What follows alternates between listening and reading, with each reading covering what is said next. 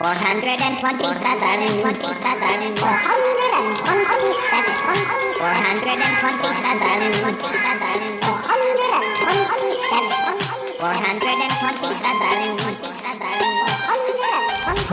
four, three, two, one. Darling, it's the Shy Life podcast. Good, but it's a positive thing, Paul. The high life, the shy life. You won't find a cast of characters like this everywhere. Hello, Paul. Delicious. This particular episode of The Shy Life is a little more abstract than usual. Oh, yippee. Okay, looks like the hairy guy is ready to record. 3, 2, 1. Go Shy Yeti. Oh, I hope he hasn't found out my secret. Do you think he has? Hello and welcome to yet another episode of the Shy Life podcast with me, Paul the Shy Yeti. How are you doing? Oh, I'm all right. Now, today's episode is going to be a very educational episode. It's just a sort of a bit of a trial, really, because, you know, us podcasters, and I include myself and Andrew and Lisa from Around the Archives, who will be seeing any minute now, or hearing. But we feel that in this time when it's quite difficult to sort of educate yourself, or there's so many people doing online courses, we think it's time for us to do our own sort of little, well, Around the Archives Shy Life Podcast University. And we're in the very early days of figuring it all out. But let's run the theme music, and when we come back, I'll get I'll get Lisa and Andrew here, and we'll sort of talk it through, and then perhaps we'll trial a few classes, just so you can see whether you'd be interested in joining us in the future for some proper quality education. All right, let's run the theme music, and we'll be back in a moment. It's time for my old buddy, old pal from across the channel, across the pond, Bob Chandler, the Shy Yeti. He's not that shy. Oh, it's the Shy Life podcast. Yeah. All I wanted was a pie. And then I hatched out of an egg. Okay, bring the mic over. He's ready to record. It's the quiet ones you've got to watch, you know. Is it metaphorical? Is it deep? Is it deep? Fair play. He's not all that shy, it's right. Blimey, Governor. It's the Shy Life podcast. If you thought that was bad, just listen to this. Oh, I can't wait. I can't wait for it to begin. It's the Shy Life podcast. He's positively glowing.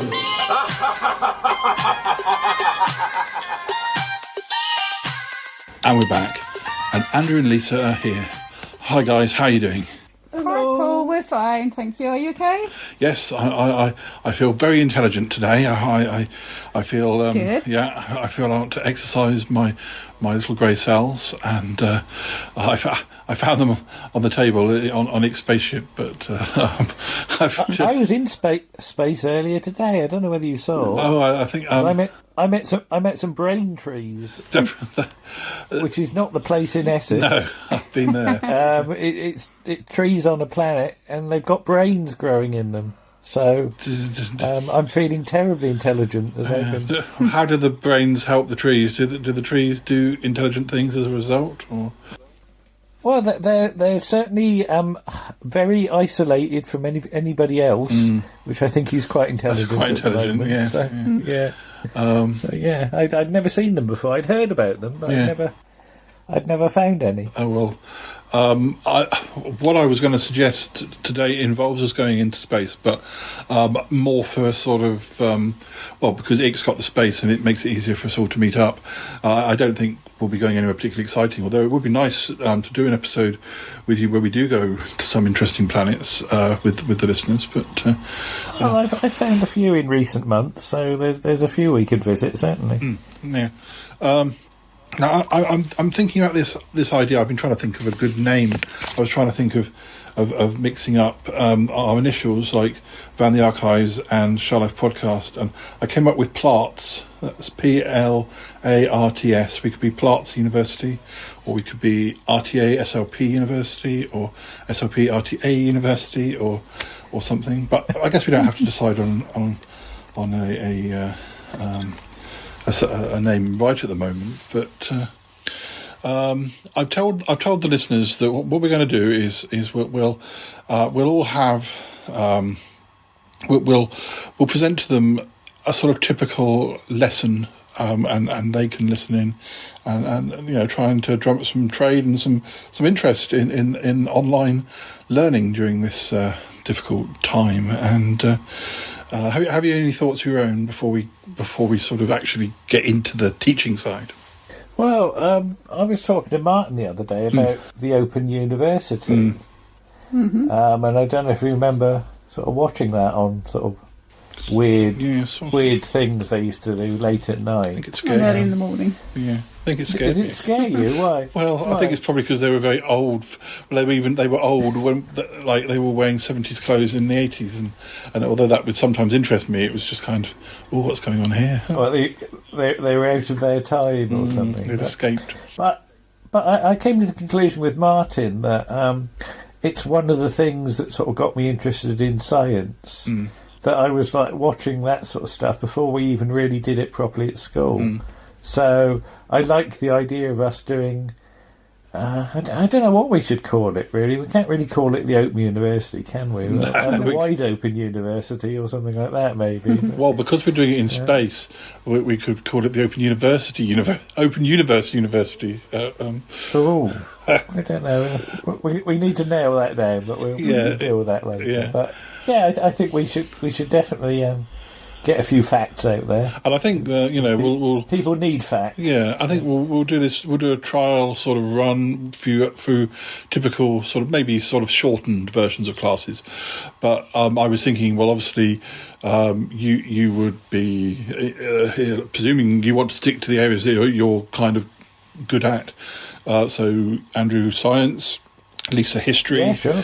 And again, of course, I've done booky things with Nick before, so I might do that. But I think in this particular example, I might choose a couple of slightly different subjects that are a little bit out of my my sort of usual frame of reference. But yeah.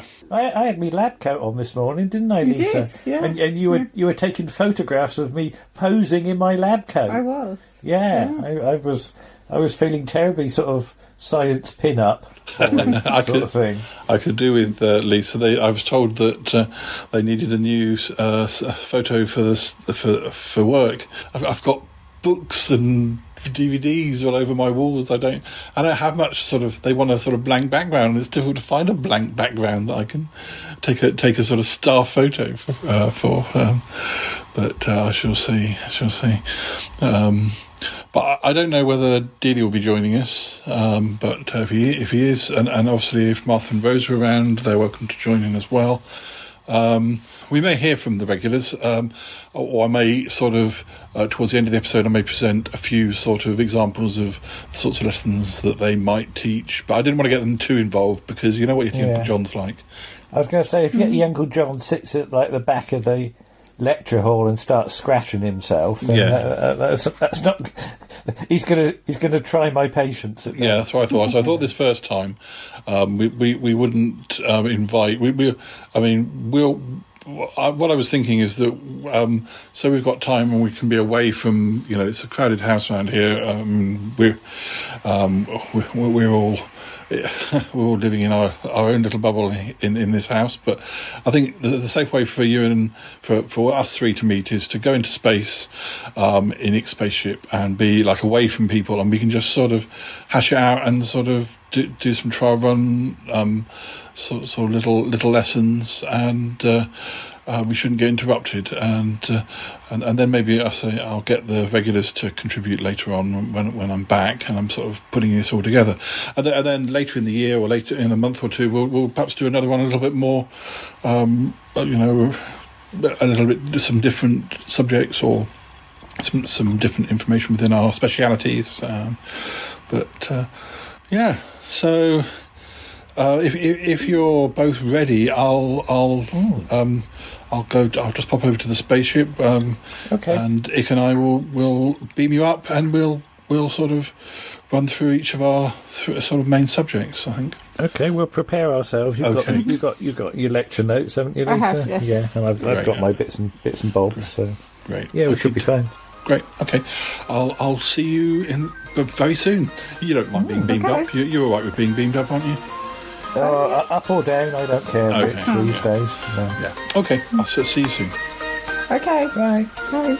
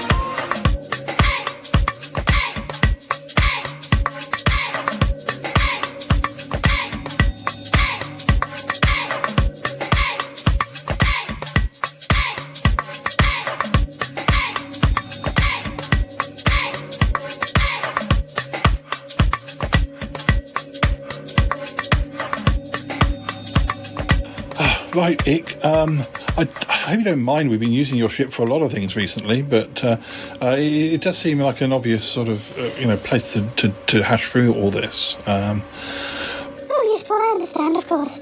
Well, I've got their coordinates, so if you're ready, I'll beam them up. That would be cool, yes, and... I promise I won't get in the way. Okay, are we going anywhere interesting? Oh, no, I just thought I'd run us around. Maybe we'll pass Mercury at one point, but other than that, I think we'll just cruise. All right, okay. Yeah, beam them up anytime you like. Okay, I'm doing it now.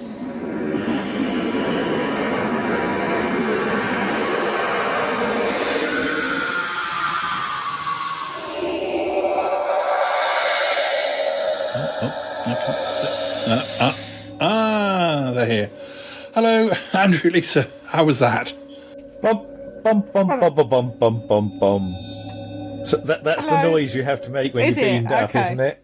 I don't know. Doesn't Dudley Simpson let me do that for you? Oh, I thought the Blake Seven people used to have to sing that themselves. No. That way they knew that they'd arrived. No. All right, I'm confused already. Have you been on the ship before? I can't remember. I honestly can't remember. I haven't. No, I definitely haven't. what do you think? It's pretty nice, isn't it? It is. It's very, very. Yeah. I think It's big. because we're sort of there will be tea and coffee and things like that, but I haven't asked Ick to provide a buffet because I'm not sure that alien food would be Andrew's cup of tea for a start. I don't know. Well, I was going to say, Ick's surfaces are all quite sterile, aren't they? Yes, so, yes. I feel we're safe here. Yes. Yeah. So what I thought we'd start with is we'll look at because your subjects are quite sort of sturdy. So whereas what I'm going to try for is a little bit more sort of, I don't know if it'll work, but we'll see. But which one of you would like to go first? Well, Lisa, you've got piles of notes, I've got haven't copious you? notes. Copious notes. Copious. Yeah, all handwritten as well. Yeah. You can So- read it, can't you? Hopefully. All right. Well, what have you been looking at, Lisa? What I've been looking at, what I thought I'd tell you all about today is some lesser known kings and queens. Because everybody's heard of Henry VIII and Queen Victoria and obviously our present queen. But have you ever heard... Which one's that? Elizabeth II. Oh, yeah. Thank you. Have you ever heard of William Rufus, for instance, or Henry VI? Anybody know when he was sort of on the throne? So I've heard of Rufus, but I don't know much about him at all. So, right, what I thought we'd do is I thought we'd start off with the first king that's acknowledged as the first English king, even though he was French. And that is William the Conqueror, who was the son of the Duke of Normandy and the daughter of a tanner. So, William the Conqueror... Elsie? No. Elsie Tanner? Not Elsie Tanner. Her name was actually I can't remember what her name was, but she was the daughter of a tanner, and William the Conqueror was illegitimate.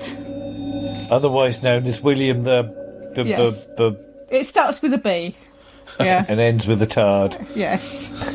And he became king, obviously, in 1066, after he came over from France and won the Battle of Hastings. And he beat Harold at the Battle of Hastings. But he'd actually got Harold to promise, because Harold was blown onto the shores of France. Pardon? On his ship. His ship was blown onto the shores of Normandy. Blown on the shores of France? Well, you know. And dearie me. He was taken prisoner, and William the Conqueror said, I will let you go, but when Edward the Confessor, who was the King of England, dies, you must support me to be king. And Harold said yes, and he let him go, and when Edward the Confessor died, he conveniently forgot this fact.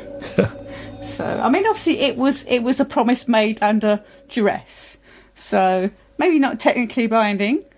So William the Conqueror invaded, and he won the Battle of Hastings, and he became king in 1066. He was crowned on Christmas Day 1066, and his troops were still a bit nervous. So when he was actually crowned and everybody in Westminster Abbey cheered, they thought a riot was breaking out, and they set fire to Westminster Abbey. And there was a bit of a sort of nastiness. So it's not the best start, perhaps. So he ruled until 1087, and he died after his horse stumbled on a stone or something, and he was a little overweight by this point, and his stomach hit the pommel of the saddle, which is the bit at the front, and he died of internal bleeding, which is quite nasty, because obviously there wouldn't have been any painkillers or anything like that. And because he was so fat, his servants tried to, or whoever it was that was doing the service, tried to stuff him in a sarcophagus that was too small, and the body burst, which probably wasn't very nice. So it's probably the quickest service for a king that's ever been done. So William Rufus, who we talked about earlier, was his eldest son, and he was William II of England, and he ruled until the year 1100, when he was killed in a hunting accident. Now, I'm going to say killed, and if you could see me, you would see I'm doing quotation marks. You're making quote fingers, aren't you, Lisa? Because it's possible it was an accident, or it's possible somebody killed him on purpose, because he wasn't a very nice man. And the spot where he died is marked by the Rufus stone in the New Forest, which we once got very excited at seeing the sign for the Rufus stone, didn't we? We were on a bus back to Salisbury, and it went through the New Forest, and he said, "Oh, the sign for the Rufus stone. That's where William Rufus died," which is really nerdy and quite sad, but never mind. So when he died, Miss, can I ask a question, please? You can ask a question. When the Rufus stone was put down, was the New Forest there? Do you know, and was it even newer than it is? Because it's still the New Forest now. It was the New Forest then, and yes, it was still there. Oh, cool. Okay. So, because they were out hunting. Yeah, of course. Yeah. Thank you. Yeah. Thank you. Thanks, that's Miss. all right. Thanks, Miss. So, no problem. So when he died, all the nobles that were out hunting with him basically left the body there, and they went to find his brother, who was to be the next king. And his body was found by some peasants. They stuck him on a cart and took him to Winchester, I think it was, where the monks and priests refused to have a service for him because he was a thoroughly nasty person. So I'm not sure he got much of a funeral service either. They're not very lucky, these kings, so far, when it comes to good funeral services. Miss. Yes, we used to meet up in Winchester. You, me and Andrew used to meet up in Winchester, didn't we? In the pub. We did. In the pub. We did. Yes. I'm not that sure that's near the... Actually, I think we went near the cathedral, didn't we? Yeah, we did. We did some filming there once by a wall. We did some Sutton Park It was an old later. wall. We did some later. Waited. Yeah. We did some later Sutton Park, very later, very 2010 Sutton Park. And we recorded your first appearance on the Charlotte podcast in a pub in Winchester. So. We did. We did. So, yes. So Winchester is significant for us as well. Yes. So. Yeah. Oh, and Nick was nearly assassinated there in another episode of Sutton Park. Right. That's not so good. No. Okay, sorry, Miss. Sorry for interrupting, Miss. That's right. No problem. So the next king is Henry I, who was the next eldest son of William the Conqueror. However, the eldest son of William the Conqueror wasn't, in fact, either Henry or William Rufus. It was Robert Curthose or Robert Shortass, which is what it translates What did you as. say? Shortass. Shortass? Shortass. He must have been very small. Robert Shortass. Yeah. But he was away in the Crusades, and he had basically, when William the Conqueror died, he portioned out his kingdoms individually to his sons. So his eldest son, Robert, got Normandy, William got England, and Henry got £5,000. And, which was a lot of money in those days. And he also got the advice that if he bided his time, he might get Normandy and England, should his brothers predecease him. So he, basically, when Henry found out that his brother was dead, he rushed off to Winchester. This was before his brother's body got there. Got a priest, got them to say he could be king. Then he rushed off to London and was crowned king. Now, William Rufus died on the 1st of August, and Henry was crowned on the 5th of August, which is one of the shortest times between the old king dying and the new king being crowned. So he ruled until 1135. Is that sorry, Miss? Is that? Yeah. Is that? Do you mean 25 to 12? No, I mean the year. Oh, sorry, Miss. Sorry, Miss. I'm being cheeky. Yeah. Sorry, Miss. That's all right. And he had a son and a daughter, William and Matilda. Unfortunately, his son was killed in a shipwreck, so he was left with a daughter to succeed him. And as you may or may not know, at that point, most people thought women couldn't rule alone. So he got the barons to agree to support her. But once he died, they basically decided that she wasn't suitable.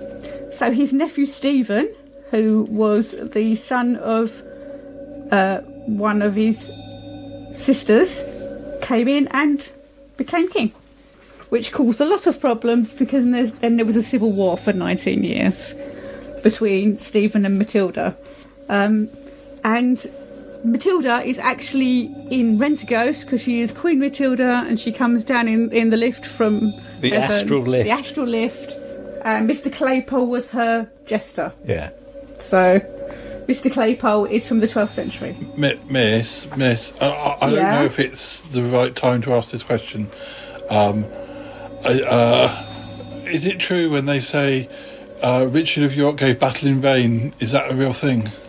Do we know? Or don't? Sorry if you don't know. That's fine. No. Well, he did.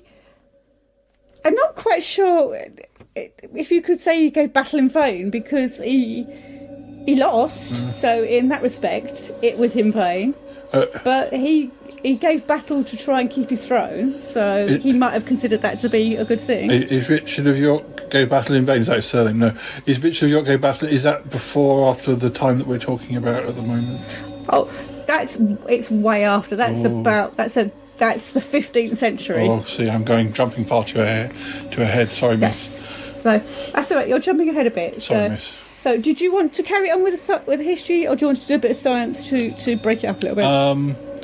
Yeah, let's do some science, and then we'll come back to the history again, because we're also I'm going to do something after the science as well. So, Andrew, are you ready for some science? Well, we've been doing a few elements, sort of. I love elephants. Elements, not elephant. Can we do elephants one day? That's science too. Yeah. God. But we've been doing elements, and I was sort of going through sort of where ones were discovered. And did you know that there was a place in Sweden where they found 4 elements, basically in the same place, over time. Did they get on okay? Yeah, Did they get on okay? The 4 elements. Did they fight? Yeah. Did they fight? Well, yes. So, have you ever heard of yttrium? And I'll spell that for you. That's YTTRIUM. Yttrium. But only very vaguely. I don't know what it means. So no, it's one of those good answers that you get on things like Pointless, isn't it? And ytterbium. Yeah, they always do their sort of lesser known elements. So yttrium is named after the village of Ytterby in Sweden. So that's YTTERBY. Now, you know they have wombles named after, like, places around the world, don't they? Mm-hmm. So you've got Tobermory, you've got Wellington, and you've got Orinoco. Adelaide. Yeah.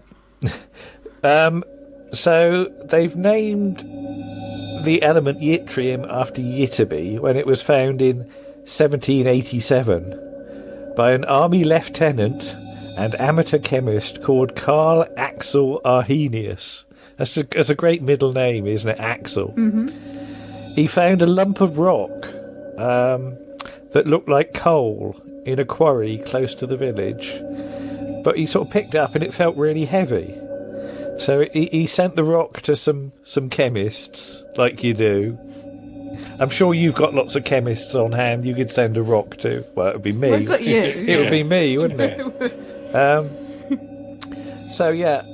They found that this contained a new mineral called gadolinite, which they called it that because one of the chemists they named it after one of the chemists, basically. So this is in 1787. By 1843, another Swedish chemist, Carl Gustaf Mosander, worked out that gadolinite actually contained a new element which they called yttrium. So they named that after where they found it. But later on, they found it also contained 2 other elements, erbium and terbium. So again, those 2 names come from Ytterby. So you've got yttrium, terbium, and erbium.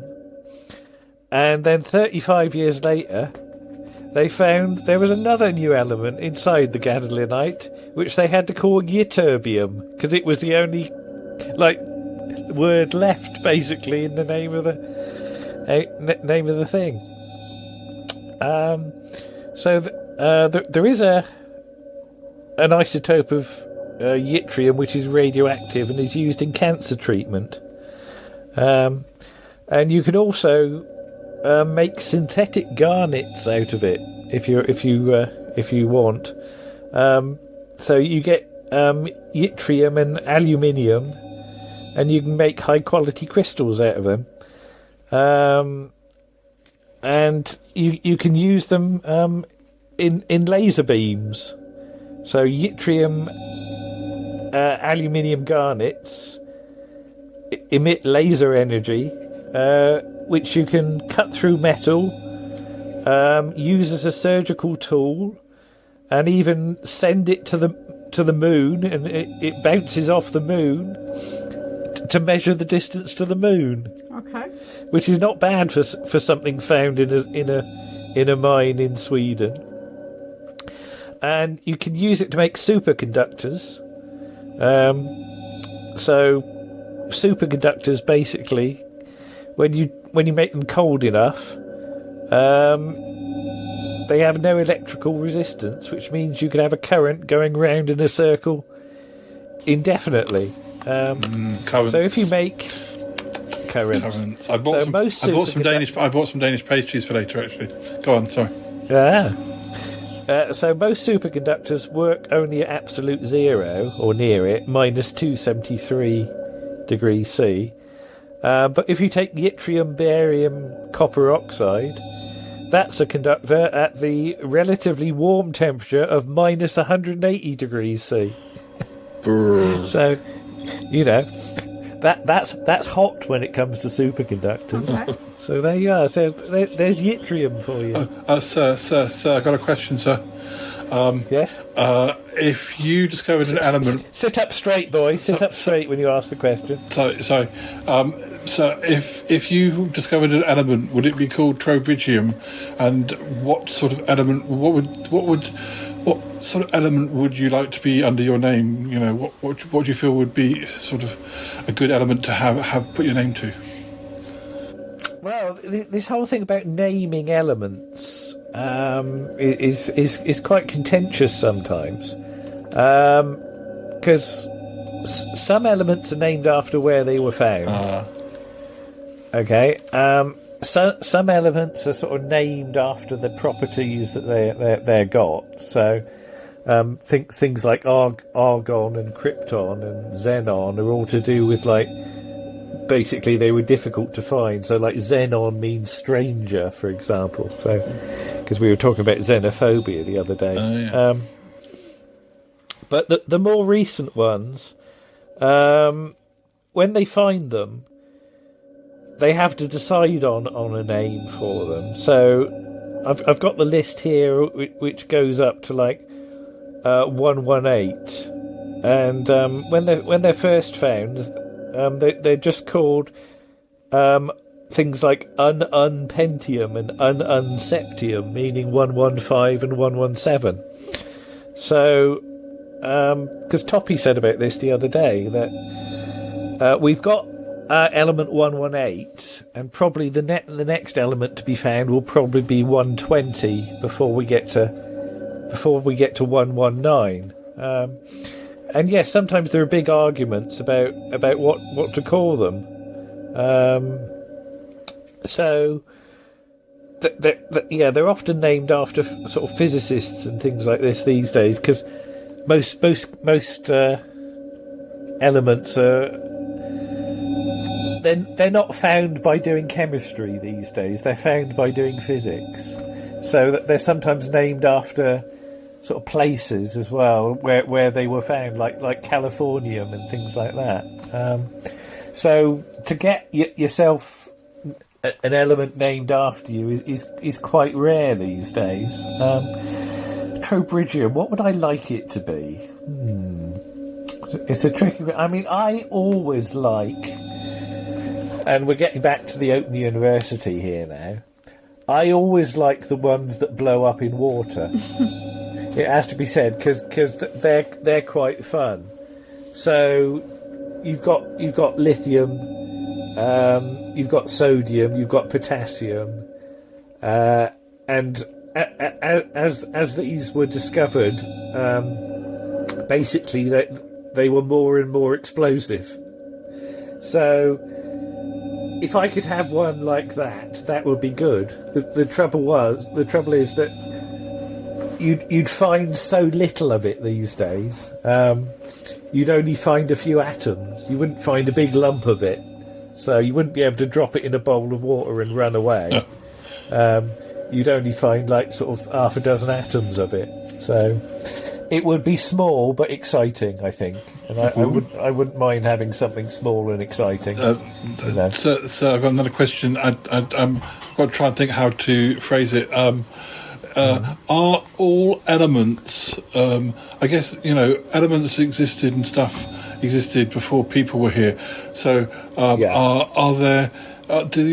all elements there to be good, to provide some good thing, at least, do they have a good purpose, or are there some that are just kind of trying to be naughty boys and doing bad things, and they're like, oh, they're the villains of the element world, if that makes sense? Well, it depends how you look at it, I guess. I mean, let's think about something as simple as iron. Because, iron, when it was, it's one of those things that's been around forever. But, you've got the Stone Age, haven't you? And then you've got the Iron Age, right? And, iron goes back to about 1500 BC at least. In sort of, I think it was the Hittites of Asia Minor who first smelted iron. And of course, then they'd start to make iron swords and things like that. So, if you've got an iron sword and you go and beat up somebody with your iron sword, the person that you defeated probably thinks that iron's quite an evil element, don't they? Because they've been on the receiving end of it.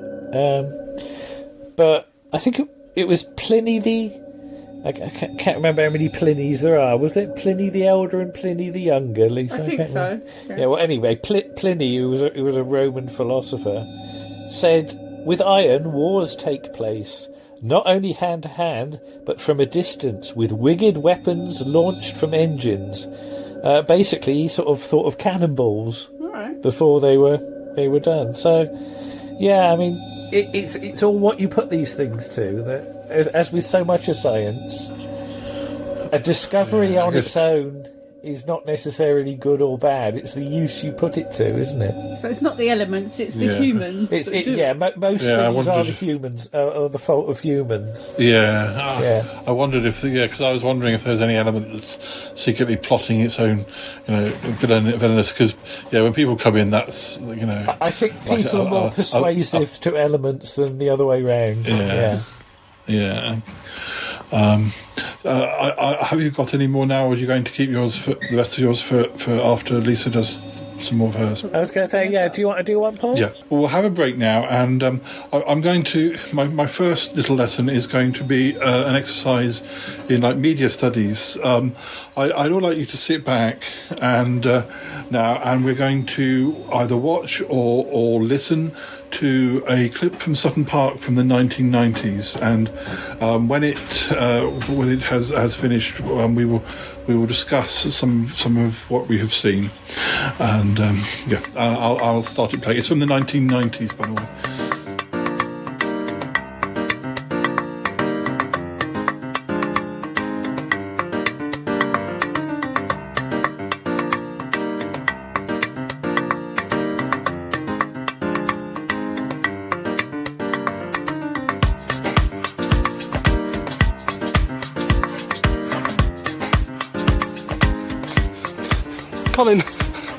Colin, please. It's me, Paul, Horner's friend. You remember? Colin!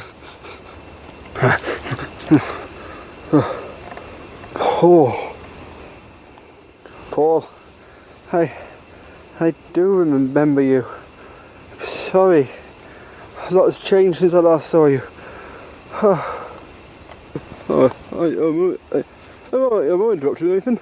It's the man with Fabian's. I hear it, yeah. Oh, hello. Oh, sorry, yeah. Cousin Frank. Cousin Frank is a friend of Trinity. What are you doing here, mate? I don't really know. I don't really know Horner, and I thought it was for you. Well, sorry, but right. You better come with us, Cousin Frank. Oh, right. I know, it's good to see you again. It could be. You're right,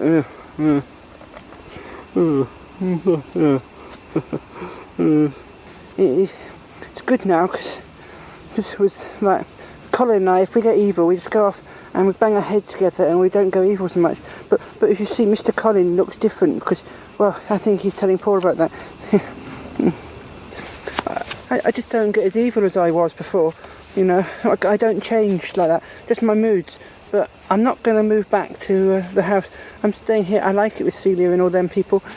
I know you'll be disappointed, Mr. Gorgongast, Mr. Ramesses. Oh, yeah, yes, right. Well, very disappointed, yeah. Phew. Yeah, what a shame, yeah. What a shame. Hi, viewers. It's great to see everyone. And guess what? Barry the Bat's here too. He's you know his little friend he bumped into. We don't know much about him, but his little friend. They're both learning how to fly. It's brilliant, excellent. And yes, he's just showing that cousin Frank. I'm just going to take some photographs. Right. Oh yes, I must have a word with Colin. He's been explaining quite a bit. I should tell you in a minute as well. Oh, that's very good. Yeah, very good indeed, yeah. It sounds like you caught up flying pretty quickly, yeah? Oh, that's very good. Oh, that's very good, yeah. Very good, yes. Right, photos everyone. I know Colin doesn't want one. He hasn't brushed his hair. Okay, you lot first. Right. There we go, say cheers. Cheese, I mean. Yeah. Cheese. Cheese. Cheese. Right. Ah, yeah. Ah, very good, right. Yeah. I'll send you your prints and everything then. Right, you lot now. Oh, right. Yeah, right. Great. Yes. Cheese. Here we go then. Say cheese again. Right. Everything all went black then. Oh, so that was time passing, right. Yes, that was time passing, just keep going. Alright, yeah. So basically, Paul, what happened to me is, although my accents keep changing all the time, yeah, yes, right, it's supposed to be a Brummie accent that I got really, but it keeps going. Anyway, as I said, ever since we've been at the park, I am now permanently in this shape. You know, I permanently look like a werewolf type thing. But I have got none of the actual predatory instincts, you know. Sometimes I'm feeling a bit bad, you know. I'm able to, you know, little Jay and I are able to, you know, we actually get on really well because, you know, our moods tend to run in a similar parallel, you know. And if by any chance I do feel mad, but, you know, luckily little Jay hasn't actually had to change his appearance. He's been fine as he is. He's just, you know, it's his mood. Whereas I had to sacrifice my appearance to, you know, save my personality. So, you know, I'm always going to look like a bit of an airy brute, but at least I don't go around bumping people off and trying to attack them. That's the way I see it. Anyway, I don't suggest you stay around here too long. You know, it's going to get dark soon, and what you've told about Katrina Hortensio, I think it'd be best if you get back. Anyway, I'll pop round sometime if say Horner's not there. I can give you a bit of advice or something, I don't know, see if I can help you, alright? Yeah, cheers. Yeah, anytime you want to pop round, that's fine. Great, yeah. Do so. Alright guys, you know, Gorgongast, cousin Frank, we're going to be heading off. You want to come then? Yeah.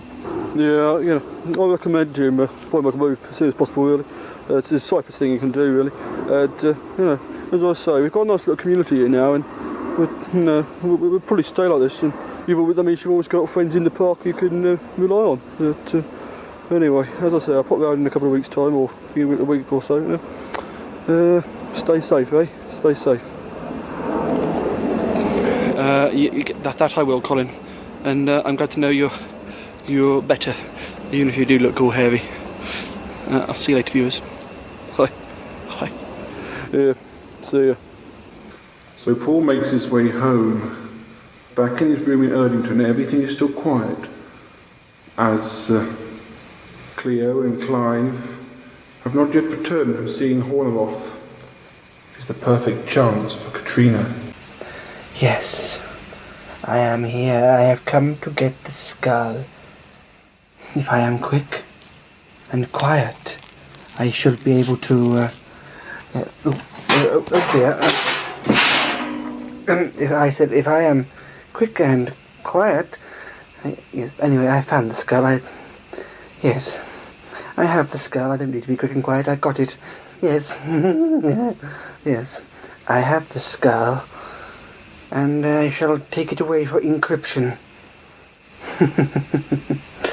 Oh, lots of evil laughter and things like that. Yes. Now that I have the skull, I can do almost anything. It has the brain prints of Paul Chandler and his friends. And with that, I hold the trump card. What's that? A recap for those of hard of mentality. Yes, I have got the skull. Yes, and it has got all the brain prints of Paul and his friends. And when I encrypt it, I can control them and things like that. Ha ha ha! Evil laughter. And yes, and I can be as noisy as I like, sort of. Yes, because they're not back, and the room is totally empty, except for oh dear, George is getting back, so I better hurry up because he might see me. Oh dear. Oh dear. Right, take the skull and run. That's all I heard, someone. Never mind. Some music on before the others get back.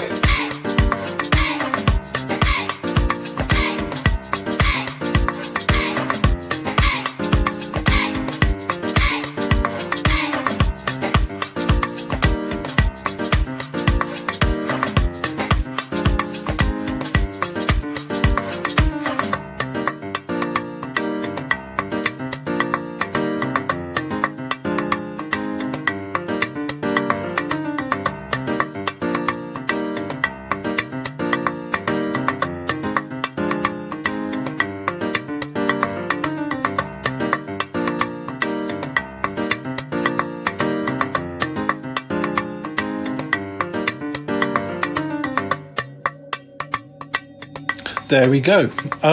So I hope you enjoyed that clip, and but I think there are certain. I'd like to discuss some of the themes in this clip that you have seen. So there was there were definitely some elements which involved Paul getting quite upset and maybe his voice sort of going quite high. Why do you think? Do you think that he was justified in getting quite? This is a character, a person who has sort of gone through quite a lot of trauma over the episodes, and I think. Have you had any comments on that theme? The theme of anxiety in Sutton Park. Well, I mean, Paul is a character, isn't he? Do we agree that Paul is related to you in real life? Yes, he's keep track because there are alternate universe Pauls, aren't there? Yes, right? Yes. There's all sorts of. So which Paul is this? It's the Sutton Park Paul, not the Charlotte Podcast Paul. Right. Okay. Yeah.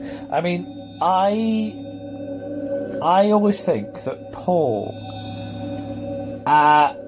when he sort of tumbled into this world of Sutton Park, I think it was a very stressful situation, don't you? That because he had a lot. Would you say he had a lot of trouble convincing some people that all this stuff was real? I think yes, you've made a good point there.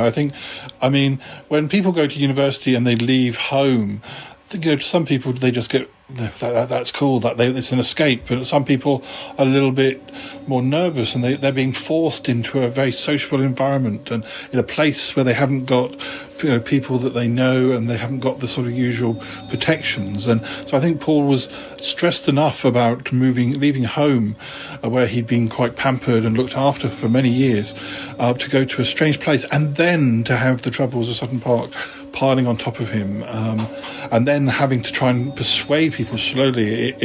I think that it was definitely the word trauma definitely comes to mind. I mean, some people might have seen Paul as a bit of a drama queen, but I don't necessarily. Really? Yeah. Really? That's your opinion, but that's fine. Your opinion is. No. I say some people might have. Might have seen that. No, don't project. No, it's a good point. No, it's a good point. It's a good point. Yeah. But continue. Yeah, I wouldn't agree with that. That it was a highly unusual situation, and for Paul to find himself battling the forces of evil with very little backup or budget. I mean, it wasn't as though you could call on a sort of a team of like crack military soldiers or something like that. to come in all guns blazing. You know, there was you with your video camera and a magic. Didn't you have a magic fly swat? A magic fly swat. Right, yes, that's right. Yeah. And with a little bow on the end. Yeah, and a little. Did you have a sort of tutor thing that used to go? Yes, I think I might have heard that as well. Yeah. Yes, very well remembered. Yeah. So this is all you had to rely on. So I think going a bit high pitched every now and then is perfectly acceptable behaviour. So I have no problem with it. What about you, Lisa? Yeah, I go high pitched all the time. So you are high pitched. I can be, yes. I sometimes talking to people at work and I go all high pitched. It's a bit embarrassing. Yeah. So. Is that because you're not very tall? So you pitch your voice high up? Yeah, maybe. So that it would reach them. So it can reach, especially the really tall people. Yeah. So you have to pitch your voice up by about a foot, do you? Yes. Yeah. So is that about an octave? I guess so. Yeah. Yeah. Right, okay. Interesting. Right. Well, I think before we move on to, thank you, class. I think we're just going to pause at this moment, and we're going to share with you some recordings that some of the regulars did. They all picked a little subject, and all you'll hear is a couple of minutes of each of them. Of course, we've got August Evans doing art. We've got Cromitty doing philosophy. We've got Ick doing interplanetary space travel. We've got Yeti Uncle John doing goodness knows what this week, probably something to do with magpies. So if we just listen to this, and then we'll return to the class afterwards.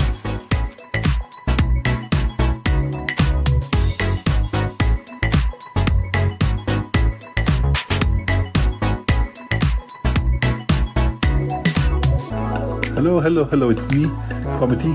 I'm here today to teach you all about flower arranging. I have some flowers here. They're very beautiful. I know you can't see them, but maybe if we do this on Zoom, you will one day be able to see them. They are beautiful roses, and they are red roses, and I'm going to arrange them into a beautiful bouquet. But sorry. Anyway. They are beautiful roses, and I am going to arrange them in oh dear, I'm not sure I can do this. I'm allergic to flowers, you know. Oh dear. Hello, it's me, it's Uncle John. I'm here to talk about ways to save your money. Yes, I'll have some very interesting opinions on this whole subject about how you can, keep your pennies and makes your pounds look after yourself, or whatever they say. I can't remember. Anyway, so there are lots of ways of saving money. And I can tell you about the official ways of saving money, and I can tell you about a few things I've learned along the way, if you know what I mean. Nothing illegal, it's all above board, I promise. I promise it is, but just don't tell anyone, all right?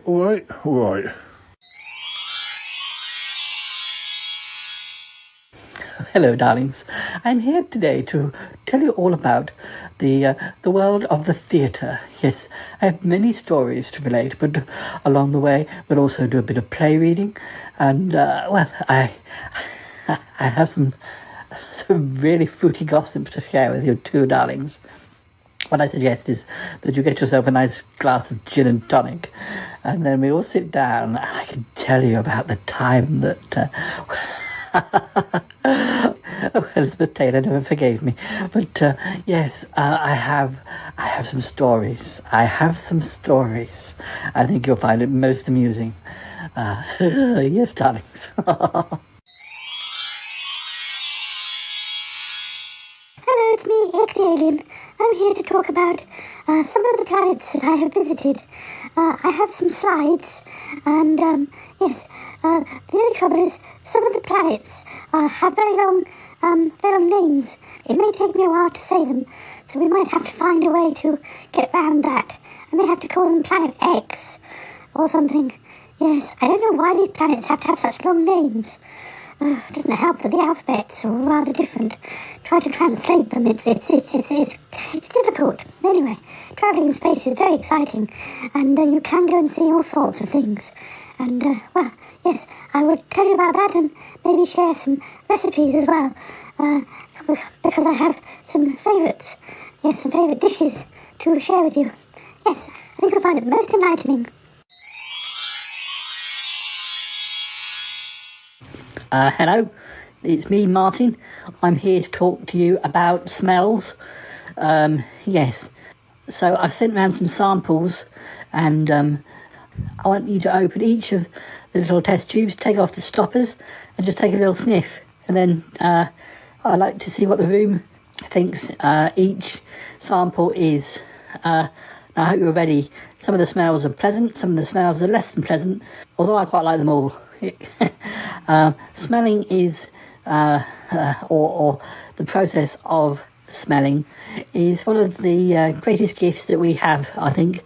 So I hope to introduce you to some smells you've never smelt before, and give you some of the stories behind the smells. And yeah, I think you will find it a most splendid experience. Yes. Hello, it's me, Charlie Gurr. I'm here to talk to you about some of my favourite pies. Now, I'm also glad to see that you've all brought pies to the lesson, which is what I requested.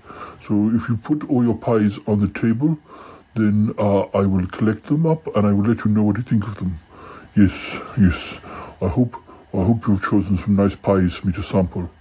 But I do have many stories about pies. I will be sharing them with you. And, well, I think that, I think that you will find it a most tasty series of lectures. Some of the people joining the class have asked me whether they will get to sample any pies as part of this series of lectures, and well, I'm not sure about that, because, well, we will see. The most important thing is that I get to taste the pies. So, yes, so we will see. We will see. Oh, hello, it's me, Tallulah Twinklehorn. I'm here to share some of my musical knowledge. Yes, with my lovely brother, August Evans, who will be painting. Yes, he doesn't remember me though, because he used to be somebody else. Oh, he's still my lovely brother though. He likes my music. Yes. Don't you, August? Oh, yes. Hello, Tallulah. Apparently we are related. How pleasant. I shall be busy painting. So you keep teaching the students lots and lots of lovely music. Oh, my dear, I will.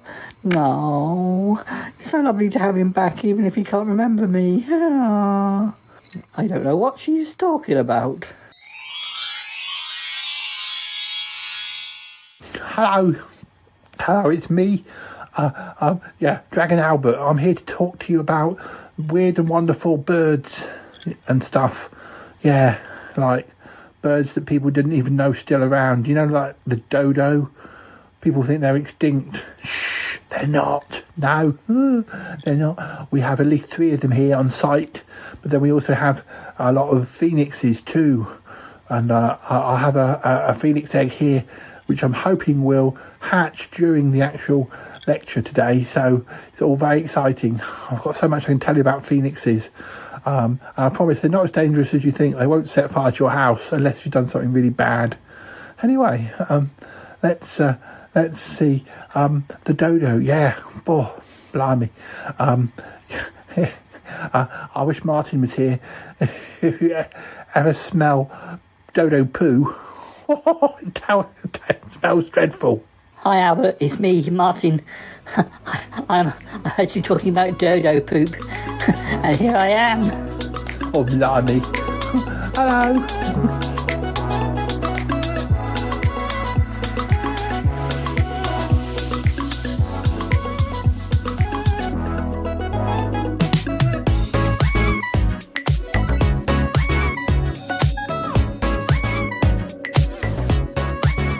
And we're back. Now, listeners, we're going to go around the room once more and with Lisa and Andrew and then myself, and then we'll conclude our lessons. So, Lisa, would you like to continue with your history lesson, please? Yes, that would be a pleasure. We're going to move on a little bit now from Henry I to Edward II, who became king in 1307. So we've now moved on to the 14th century. And Edward II was the son of Edward I, unsurprisingly, who is also known as Edward Longshanks or the Hammer of the Scots. And this is because when he was king, the Scots were quite rebellious, so he kept having to go and put down rebellions. And he is shown on screen in the film Braveheart, played by Patrick McGowan, putting down the revolt by William Wallace, played by Mel Gibson. And I don't know if you remember, we once visited the Tower of London, and one of the Beefeaters was very scathing about the film Braveheart, because I think a lot of American tourists kept asking me about William Wallace and was he executed here and all that sort of stuff. Yeah, I think that was the time that you fell at one of the Beefeaters' feet in the church because you fell down the step. But that's a different matter anyway. So, oh dear. It's, sorry, miss. Yeah, that's all right. No, it was fine. We didn't giggle, so it was good. But Edward II was probably not the best king.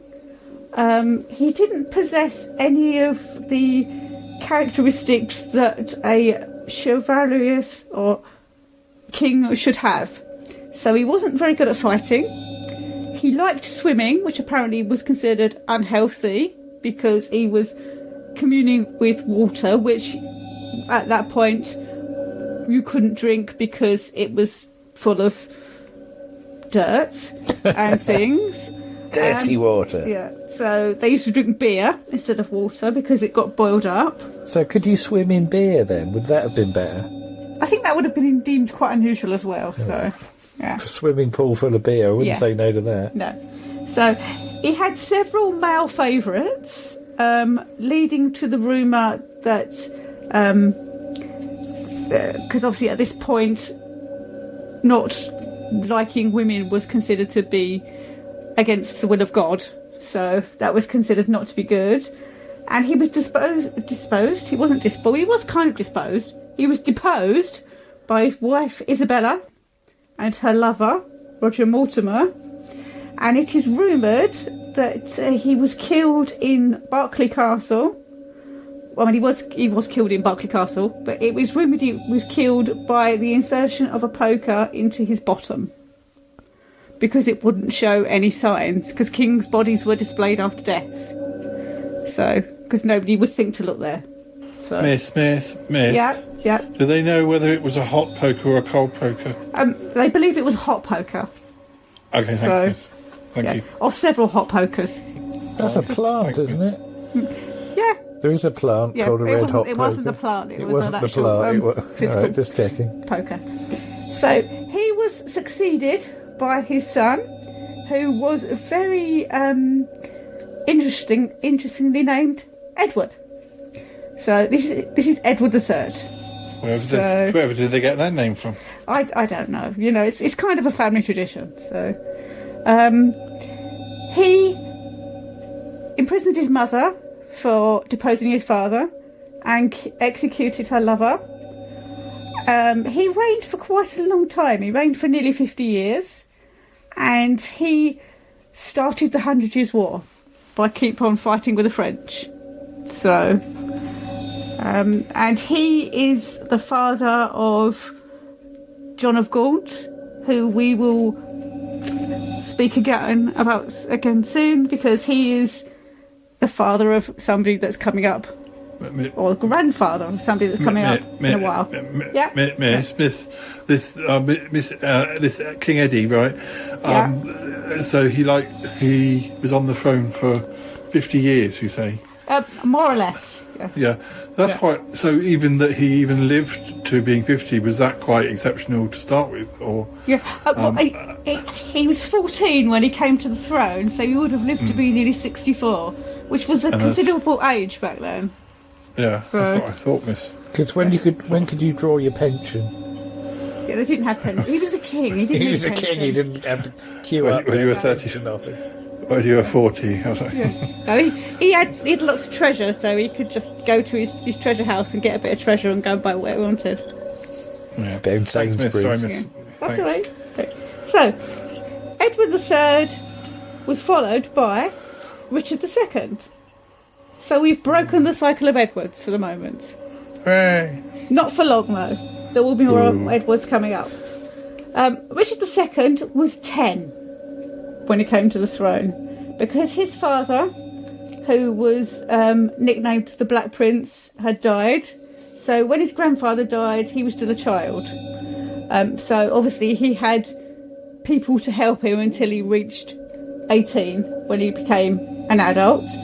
But he was quite brave, because when he was 14, he successfully faced down the peasants in the Peasants' Revolt, which is Wat Tyler, and he didn't. Is what? Wat Tyler. What Tyler? Yes. Which Tyler? No, Wat Tyler. That's his name. What? Oh. Yeah, let's not go there. So he promised the peasants that all the inequalities that they were protesting about would be looked at and sorted. But he didn't keep any of his promises, and things stayed pretty much the same as they had always been. Miss. Yes, Paul. Yes. Miss, and Andrew just flicked an element at me. Stop flicking elements. He said I'm really element, miss. I'm sorry. Don't make me send you to the okay. back of the class. It's okay. I forgive I might you you. go and sit at the back with your Uncle John, and we don't know what he's doing. No, he'll be fine. I forgive him. Sorry, miss. Okay, that's all right. So, Richard II was deposed by Henry Bolingbroke, who becomes Henry IV, and he is the son of John of Gaunt, who I did say we would be mentioning again. And when his father died, the king took all his lands, so Henry came back and Richard wasn't in the country, so he decided he'd take the throne. So he took the throne. Where to? Where did he take the his throne place to? on the throne. Oh, I thought you meant he'd run off with No, it. he didn't run off the throne. With the throne. I thought he might have sold it on eBay. I thought he might have sold it on eBay, miss. Yeah, maybe. So he became the next king, and it is believed that Richard II was starved to death. He was just left to die. So, but which again, it's not a very nice way to go, but you know.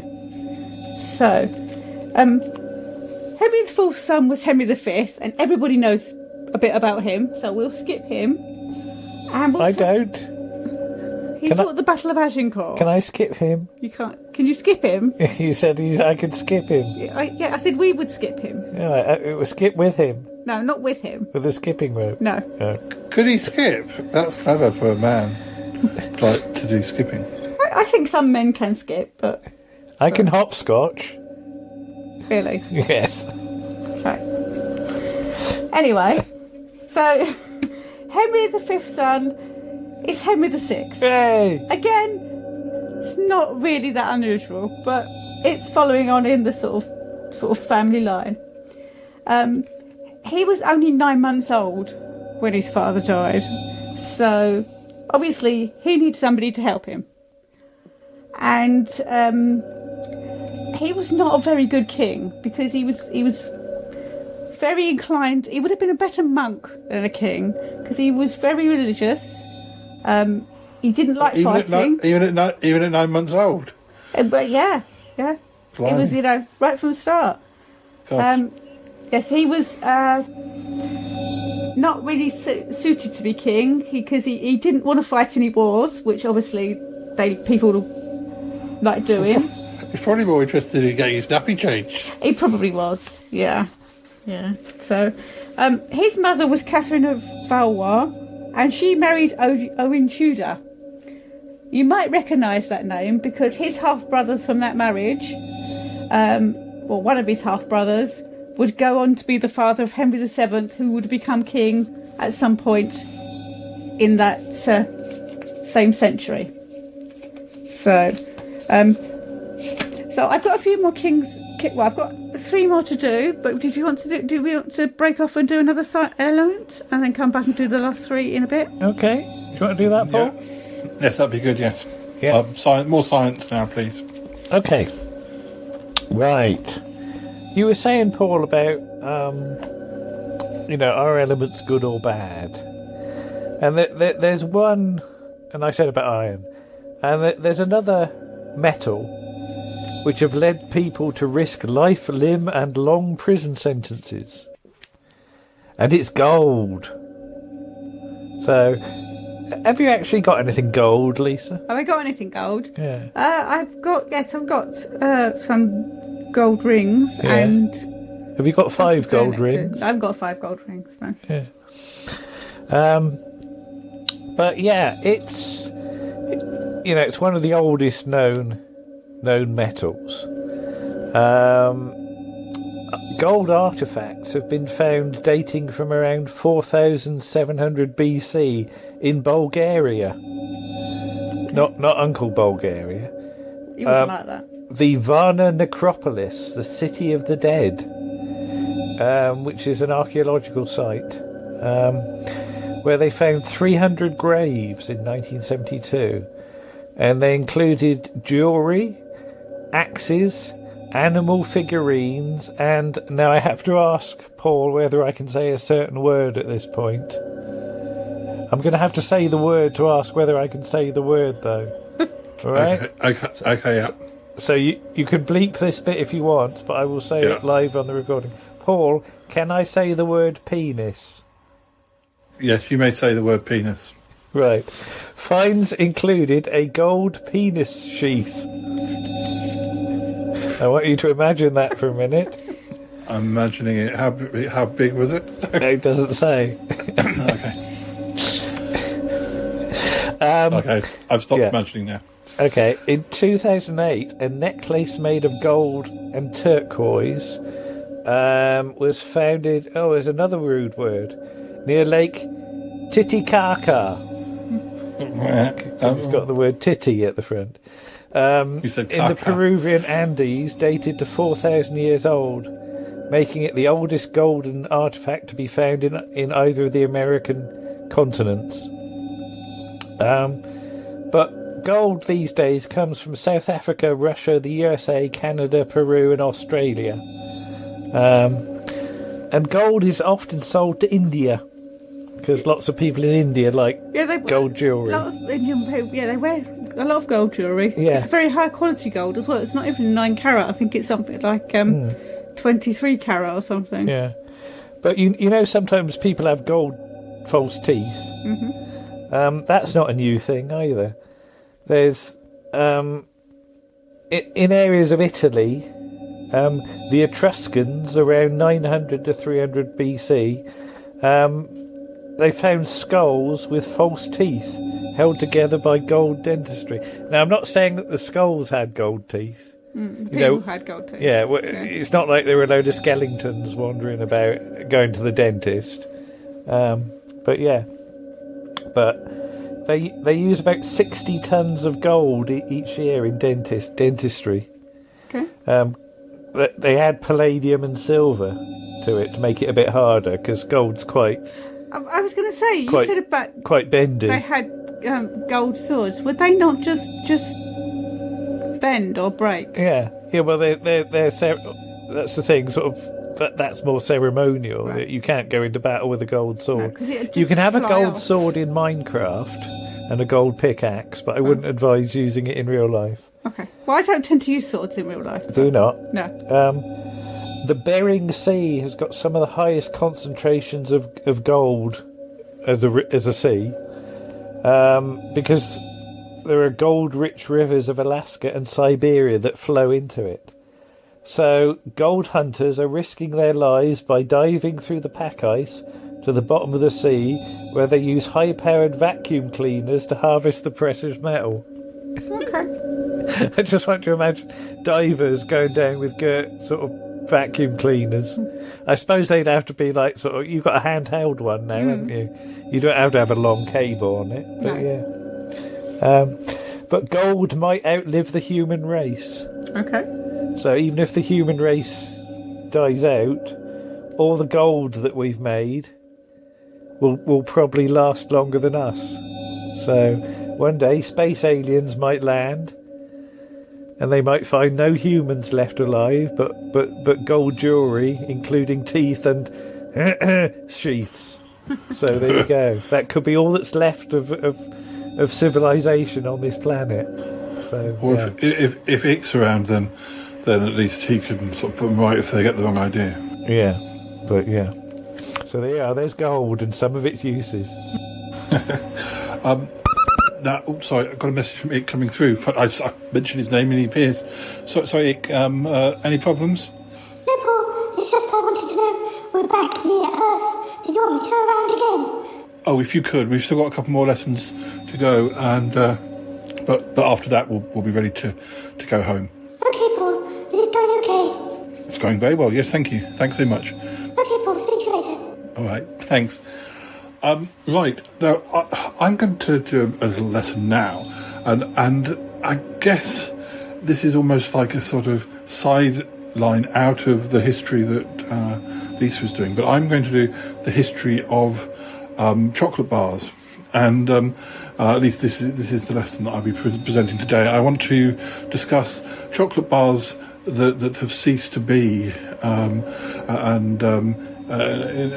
Lisa, Andrew, if you remember any of these bars, please do say. But the first one I'm going to mention is called Fuse. Now, this was raisins, nuts, cereal pieces, and fudge in a chocolate mix. It sort of came about in sort of the mid-90s, but it had a run of about 10 years. I don't know if let me pass. We've got some here because we've been able to go back in time and have a taste. What do you think? Should they have got rid of it? Should they have kept it? Oh, let me break a bit off. Yeah. I find it a little bit sweet, but that might just be my taste buds. Lisa, would you like a bit? Hang on. Oh no, not from there. Yeah. No. No. I haven't chewed it much. I don't want it. You don't? No. Just take it. No. Oh. I'll swallow it then. Okay. If you don't want it, I'll swallow it. Yeah. Well, I thought that was all right actually. Mm. Bit chewy. You've got to get your jaws going a bit, but yeah. I didn't find that unpleasant at all. No, we won't. Oh God, we won't. Sorry, Rose just frightened me. She flicked at me with her tail. I think she got some stuck on her tail. Dear, sorry, Rose. Oh dear. Now, I'll just going in my face. Just pass this one round. We won't talk too much about dates and stuff, but obviously you're aware of the bar, the flake bar. But what I'm passing round is the flake snow. Now this was different to the flake is white chocolate, although it has a milk chocolate sort of wrap around it. But I'm afraid I'm a little bit sort of. I find white chocolate. I used to love it when I was younger, but I find it too sweet now. So probably not going to get the best feedback from people. But what do you think of the flake snow? Should it have stayed? Should it have gone? I quite like that one actually. It's because I really like white chocolate, so yeah, I think they should have kept it personally. Yeah, white chocolate, because that's the thing. You get like chocolate coins, don't you, at Christmas? And I always let you have the white ones. Yeah. Yeah. Because the white ones come in the silver wrappers, don't they? And I don't really get on with white chocolate. It has to be said. Yeah. Now I've got a couple of other ones to pass around. The first is Secret It was called Secret. It's a bit like a walnut whip, but without the walnut. It's sort of more chocolatey, I suppose. Unfortunately, it wasn't really that popular, so it was a well-kept secret, and it started the 90s being classed as quite a classy treat, but it only lasted for less than half a decade. But any thoughts on that? I quite like this. I think I remember liking this back in the day. Let's have a go. Yeah, that's not bad actually. Yeah, I've had worse than that. You think, Lisa, any good? Yeah, it's not bad. I do prefer walnut whips because I like the walnut bit on the top. Yeah, you see, I never used to. That's the one thing I didn't like in a walnut whip. Was the walnut. I would have just rather had the whip. If you could just get a whip, but then if you go into, I mean, the sort of, if I used to wander into a shop and ask for a whip, I wouldn't necessarily get what I was expecting. It very much depended on what sort of shop I went into. But, yes. Yeah. I quite liked pyramids as well, which were sort of minty pyramid-shaped sort of walnut whip, but not like a walnut whip because it was mint, but yeah. That was a Doctor Who story, wasn't it? The Pyramids of Mars. Yes, I think I've got a pyramid. Pyramid was made by Terry's. It's a chunky triangular-shaped chocolate filled with minty gloop, like a sort of a cross between a box of After Eights and a cream egg. But it didn't survive much into the 90s. But I'm going to pass a sort of three, but don't muddle them up, otherwise it will confuse it. One of them is an applause. That's the one on the far left. That was it's chocolate, raisins and soft caramel. But it was considered a relatively healthy bar compared to some because of had a wholemeal biscuit base. When I saw it described, I felt like it was one that I had, but I think I might be confusing it with something else. But so try that one. But the one in the middle is one of my favourites. In fact, I mentioned this when I was talking with Nick and Toppy a while ago. This is the Cabana. Now this is caramel chocolate with cherries and coconut. It was quite an exotic chocolate bar, launched in the 80s, but it didn't I don't think it got much into the 90s, if at all. But I remember really liking that. I think it was to have it even though it wasn't sort of fresh cherry, but to have a cherry in a chocolate bar is quite unusual, because we've talked about this before on other shows where we've talked about chocolate bars in America where they're very fixated in peanuts, and everything is, I said peanuts. Every bar seems to involve peanuts. Now that's obviously some of the ones do in the UK, but not to the extent that you get the odd bar here and there. But it's not every bar is a nutty bar. But so I have done some research myself, sort of across the pond. But now the one on the far right is called a rumba. Now this is a two-stick chocolate bar, which was it was marketed to adults due to its unique flavouring of rum. Now this is a 70s bar. It's very much of its time. But so if you could take a small bite of each, the applause, the Cabana, and the rumba, and tell me which one you like best. I mean, I've already decided I am very keen on the Cabana, but I don't know. You may have different opinions. Well, hang on. Let's try and do them all. To save time, I'll have a go on each one.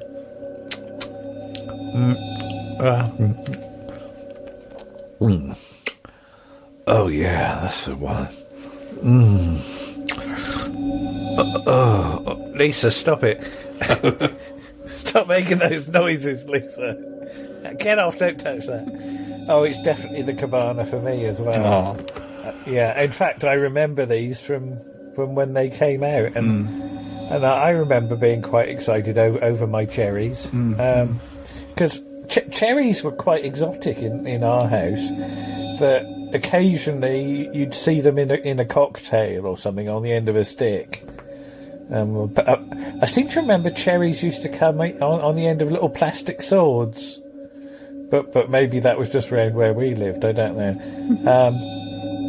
In the world of chocolate bars, it does seem a shame to lose your cherry for, I don't know, more peanuts, more whatever. But I don't know any bar that has cherries in the way that Cabana did. But I do remember these from the time. I mean, we've got a book on sweets and chocolates, haven't we? Yeah. And it's one of those books that you turn the pages and occasionally you look at one and you can almost remember how they tasted. And Cabana is definitely the one that always stuck in my head, so it's got to be that one. We haven't got too many, but I think as Andrew's chosen, I think the next three I'm going to give to Lisa to choose, and then you can choose from these three, Lisa. I was going to suggest Spira, but I think that's basically too similar to it's very similar to a flake. It's sort of but covered in chocolate. So we'll skip that one because it's sort of it sort of did make its way into the 21st century, but not too far. It is very much along the lines of get a flake and try and do something different with it. But the ones I'm going to offer to you are, now the first one is Fry's 5 Center. Now this is like a Fry's chocolate cream or Fry's peppermint cream, which they still exist, but back in the day you could get Fry's 5 Centers, which had I think you're possibly able to get them maybe as separate bars, but the Fry's 5 Center let you try a bit of each of these bars. So you had orange, raspberry, lime, strawberry and pineapple. As I said, I'm not sure if they were available so you could just buy an orange bar or a raspberry bar, but you could certainly get this sort of greatest hits bar. And this Fry's 5 Center, it ran from 1934 to 1992, so it was quite an iconic one. Now the next one, the one in the middle, is Aztec bar. This used to be a rival to the Mars bar. It had a similar mix of chocolate, caramel and nougat, but it didn't really, it didn't escape the 70s. But now the final one on the right, is a Texan bar, and this was, I don't know, in the same way as, I don't know if you remember with a Yorkie bar, they kind of started saying, oh, this is a man's bar. And I think they did something very similar with the Texan bar. They marketed it towards men. Now, it was a chocolate-covered toffee and nougat bar. It's always been very popular. It hasn't been available to buy since the 1980s, but in a 2005 poll, it was voted one of the most missed bars. And I think maybe it came back on a limited edition. But out of those three, have a nibble and see which one you like. The Fry's 5 Centers, the Aztec or the Texan. Well, I can actually tell you without having tried any of them, and I would definitely go for the Fry's 5 Centers. No, yeah, I think I would be the same. Just the different. I mean, I'm not against. I kind of like the Fry's that are still around, but the idea of being able to have 5 different flavours is, I mean, it really does put it up above those other two, which just sound very similar to, just things that are currently available and were available at. I remember getting the Fry's 5 Centers from our local post office. Mm-hmm. I can actually visualise them, and the wrapper they came in. I think the weird thing was that the centre never quite joined up with the chocolate bit. So the chocolate was in like 5 or 6 segments that you could break off. But if you were like halfway down the bar and you broke off like the 4th segment, one end of it would be like one colour and the other end of it would be a different colour. So it might have been 5 centres, but I think it was like 6 segments of chocolate. So I never quite worked out how it you could often have one bit with 2 different flavours in. So yeah. But yeah, I miss those too. Mm. Now I've got one more bar to choose. Now I think we're all going to try this one, see what we think. we mentioned the pyramid, so we won't dip back into that one. I'm also reminded that there was there was the whisper, but there were different sorts of whispers. There was like whisper mint, and but a lot of these are only slightly different versions of other bars that were perhaps battling against them. So one had to win, and one had to. It's a bit like, Godzilla versus Mrs. Godzilla. I don't know. I don't know the different names of big fighting dinosaurs, but they have to fight, and one of them has to win. And this is the same with chocolate bars. And anyway, now the one we're going to try is called Banjo. Now, this began life as it was a sort of Kit Kat style chocolate wafer bar, but interestingly, it was only sold in London to begin with, and then it reinvented itself as a nationwide product during the 1970s. Now, this new version of Banjo came in 2 flavours, roast nut and coconut, and but it ended up losing out to Twix in the 2-finger chocolate bar war. But so I've got, I'm not sure whether it's the roast nut or the coconut, but if we want to have a bite, it might be that one's one and one's another. But I'll try a piece. Oh, this is a coconut one, I think. This is, it surprisingly reminded me a little bit of Bounty, but I'm not sure that, but of course Bounty with a wafer biscuit. It's a strange combination, but what about you, Andrew and Lisa? Which ones have you got? Well, I seem to have more coconut, but then I don't object to that. No, you like coconut. I like a bit of coconut. I think Warren's allergic to coconut. He is, yeah. Don't give Warren coconut. It does weird things to him. In fact, Warren was saying to me earlier today that he never used to like licorice all sorts, apart from the round ones that were the pink and the yellow ones. And I said to him, "You do realise those were made of coconut, don't you?" And he goes, "Oh, that's why they used to burn my mouth." So yeah, coconut for me all the time, basically. Yeah. Yeah, because you like plain Bounties, don't you? Yeah. Oh yeah. There's plain and there's milk. Yeah, I quite like a Bounty, but they are quite sweet. But yeah. Lisa, have you got a coconut or a roast nut there? I think mine's coconut as well, actually. Might be the only ones we could get, considering we had to dip into the past to even get an example. But, and any good? Do you? Yeah, interesting. Do you get? It's kind of weird with the half Bounty, half wafer biscuit. That's kind of the crunchy and the sort of soft of the coconut. I mean, it's not bad. Not bad. Is it a bit Kit Kat-y as well? It's almost the wafer bit. It's like a cross between a Bounty and a Kit Kat. Yeah. Well, almost as though it's an accident and like one landed on top of the other. Yes. And they tried to sell it. Because you were saying about the two-fingered bar wars. Was this war caused by people putting up 2 fingers at each other? I think it's quite likely. The chocolate factory, quite likely. Yeah. Well, anyway, so this lesson has been a mixture of confectionery, history, evolution, the evolution of chocolate bars, how they sort of the battle between them, and how they sort of one had to win over another, and for the sort of the timeline to continue as they evolved. But anyway, I think we've just got time for some more sort of social history or historical history. Well, I've got 3 more monarchs to look at briefly. I should just say there's a bit of a gap between the last king we talked about, Henry VI, and the next queen I'm going to talk about, because Henry VI was the 15th century, and the next queen that I'm going to talk about is Queen Anne, and she's the 18th century. But in between Henry VI and Queen Anne, you've got quite a lot of the well-known monarchs.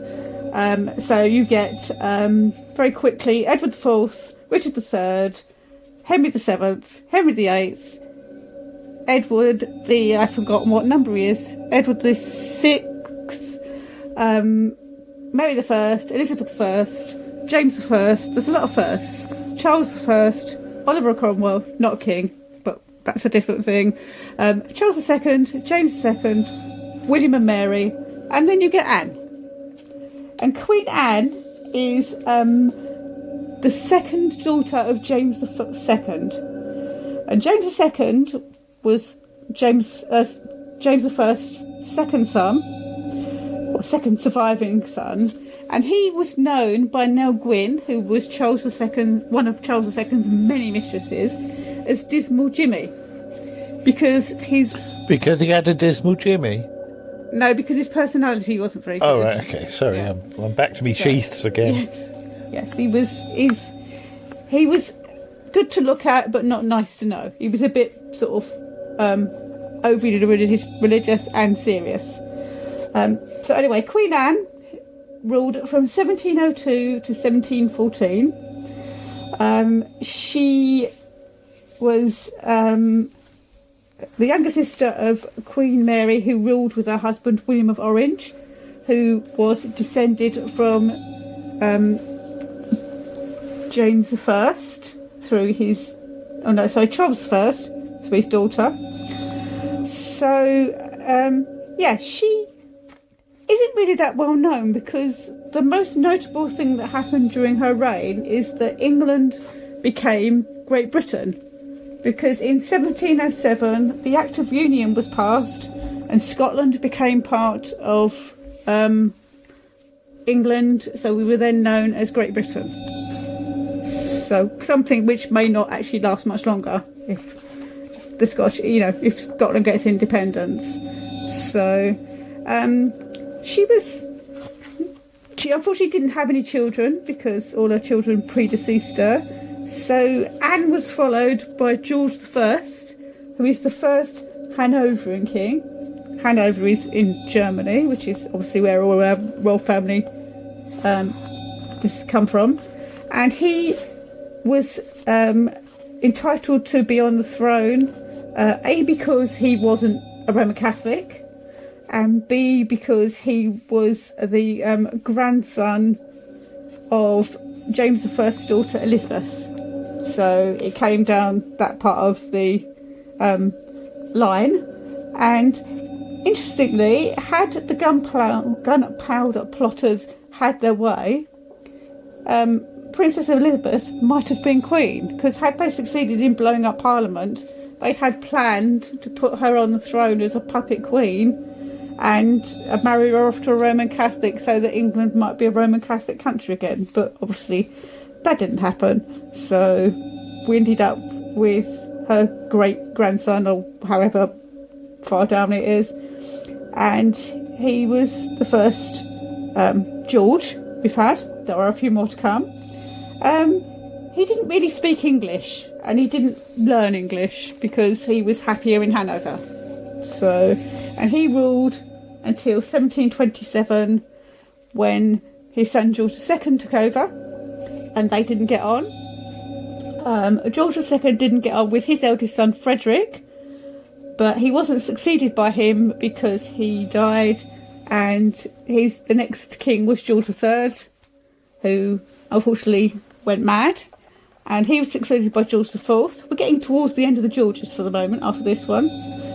And in 1830, William IV took the throne, and he was the third son of George III and Queen Charlotte. He was known as the Sailor King because he'd been in the Navy, and apparently he had a head shaped like a pineapple. I know a song about that, in the Navy. That was written about, Miss? It might be, yeah. Yeah, you never know. I think the British people were very historical minded, I think. They were, and yeah. He unfortunately didn't have any children to follow him. Oh, like the British people, probably. Yes, yeah. But he had 10 illegitimate children with an actress, but obviously none of them could take the throne, because by this point, unlike William the Conqueror, if you were illegitimate, you weren't entitled to be king or queen. So he was followed by Queen Victoria, And then we sort of get towards the present day with our present day Queen. Wow. So that's how we get from William the Conqueror to Elizabeth II. And there's a great horrible history song, Should You Wish to Learn All the Kings and Queens of England. Which thankfully I will not sing at this point. You can look it up on YouTube. Oh, thank you, Lisa. That's okay. Now, I think we've probably learned enough for today. I'm aware that you haven't had another turn, Andrew, but we'll be doing we'll be doing more elephants in live shows coming up. I now need to make a proper list about what we have done because I'm starting to lose track. So. And also, I think we need a cup of tea and a Danish pastry before Ick takes us all home. So, thank you very much. I'll just let Ick know that we're sort of finished, but to hover until we finish our tea and stuff. But anyway, listeners, I hope you have learned a lot in this episode. I'd like to thank Andrew and Lisa for their lessons, and also I hope some of the montage of the different other sorts of lessons that we might be covering in future episodes of Around the Archives University, whatever we decide we're going to call it. But anyway, thanks guys, and thanks for listening, listeners. Oh, thank you. And yeah, you're welcome. Yeah, we'll speak to you all again soon. We will come back from space, but I don't think you need to watch us come back. We'll get back fine. It's fine. Shall I just do the music? Yeah. Bum bum bum bum bum bum bum. There you go. I've gone. Lisa, stop laughing.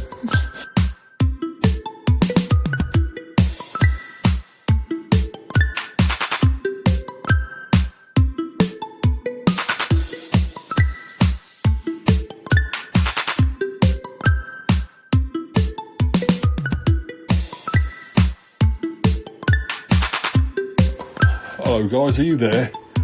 Yeah, we're here. Hello, yes. I'm in a Uncle John. strange position, but let me sit up a minute. I've slumped. Oh, me back. You got back from space okay? Yeah. Quite tiring. Did you get beamed down? I got beamed down in a Yes, we funny did. position. Did you? Yes, yes, we got beamed down. I was just bending over when it happened. Okay. I got stuck like it. Yes, the cats were quite surprised when we beamed back, weren't they? Yeah, they've never seen me from that angle before. No. They wondered what it was. Mm-hmm. Martha was dabbing at it. I hope Ick was a good host.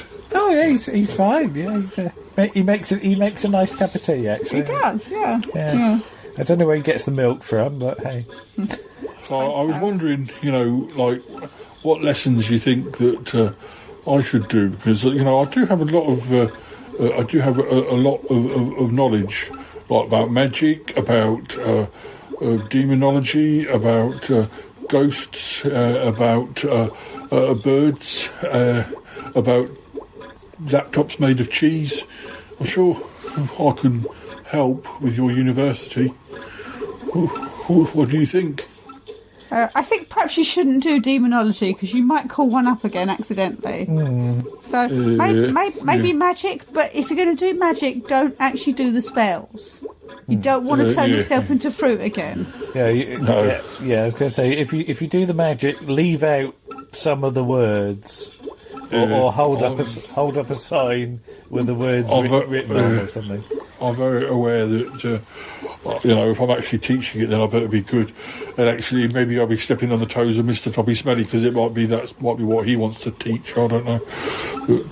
But anyway, I mean, birds might be quite interesting because birds are. There's lots of birds. There's lots of birds. I've met a few. Yeah. I know what you mean. That's really winking. What is he winking? Maybe I'm still learning about the birds, but I'll find out. How about bees? Bees will be. I know. Do birds and bees? Yeah, I think that might be a good hobby. Actually, it would be quite nice to make your own honey, wouldn't it? Yeah. So many ideas. There's so much to learn. Much to learn, let alone teach it. I know Eddie Izzard used to say that there is one thing about keeping bees you need to know.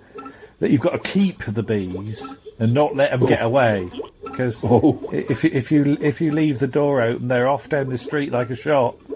On the bus, on the top deck. Bumping against the windscreen. You throw them out they come back in again. We saw that happen on the Isle of Wight, didn't we, Lisa? Yeah. That stupid bee. Yes. Yeah, kept on coming in the past. Yeah. He wanted a ride. Yeah, and paid. That's the thing about bees. Did you have a ticket though? They get on the bus and they won't buy a ticket. They're rebellious. Oh dear. Bother boy bees. Bother boy bees. Yeah, that's what they are. I gotta go now. Bye. Gotta go. Bye. Goodbye, goodbye, goodbye, goodbye, goodbye, goodbye. This show is part of the Pride 48 network.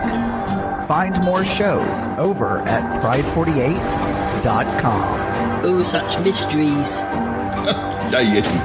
He's crazy.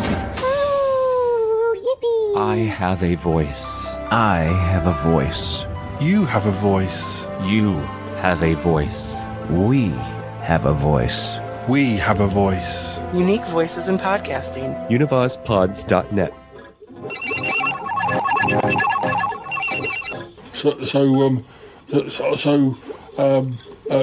Tell me, you can tell me because no one's listening. What sort of student was Paul like then? Did he ask stupid questions, or did he have to go off to the toilet because he, just because he didn't know he should have gone before the lesson started? Well, he kept on interrupting you, didn't he, A Lisa? little bit, yeah. Yeah, he was jumping up. It did look like he kept wanting to go to the loo because he kept putting his hand up and waggling it about. He put his hand up. What? Well, yeah, exactly. Yeah. Oh dear. Anything that was in reach, I think, basically. Oh dear. Yeah. Oh dear. So, I do wonder how much of it he remembers. Yes. Because he didn't. He wasn't. I didn't see him taking notes. Did you, Lisa? No. I know he had a notebook, but he seemed to be drawing things in it. Oh yes, he does that. Writes poems in his notebook when he's supposed to. He heard me say the word sheath and started drawing things. Oh dear. And then I think he did a load of animations in a corner. You know that thing you can do with your book? Oh yeah. We draw little stick men, and they run along. Well, he was drawing something, and it was moving about, but I don't think it was a man. And did you bring a real elephant into the class? He was telling me about the elephant. No, it wouldn't fit through the door. Oh, I'd forgotten there was an archway in the spaceship. Yeah. It got stuck. Oh dear! So we had to reverse it out. Oh, and that dear. took ages. Oh. We had to put a special elephant reversing noise on. Oh. So yeah, that's it. Exactly. Yes. Absolutely. Oh dear! Well, I think it was a good experiment. Anyway, it was. Yes. I think we went down well. It's that's all I can hope for. It's a pilot. It's a pilot scheme. Yeah. Well, let me know if I can help. That's all. Let me know if I can help. Well, I'm sure we'll throw it open, won't we? Yeah. Dear. Oh, I hope you do.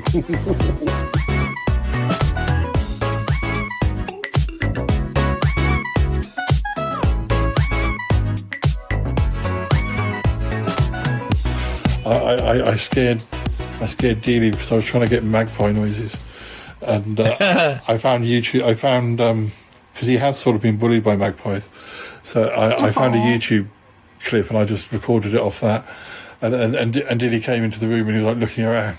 And I think he was trying to find the magpie, or it was in the house. But, oh, bless him! But it was only for 30 seconds. I got enough then. So. But I was trying to work on the idea that Yeti Uncle John might be trying to train the magpies like a sort of Fagin character. He train the magpies to steal for him. By beautiful birds send it off. But then at the end it will turn out that he's trying to do it for recycling purposes, for good intentions. Or that's what he says anyway. But I would intend to do a second episode on that later in the year, so who knows how it would have developed. But I was also kind of going on ad-libbing along the lines of what sort of birds could he be if he's not doing homing pigeons? What other birds might, homing vultures or something, or how that would work very well.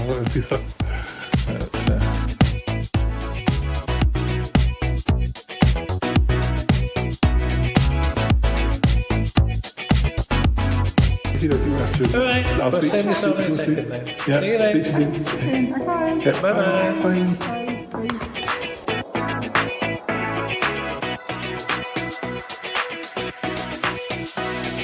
Yeah, I am starting to lose track of the elements now. Yeah, I am starting to lose track of the elements now. Yeah, I am starting to lose track.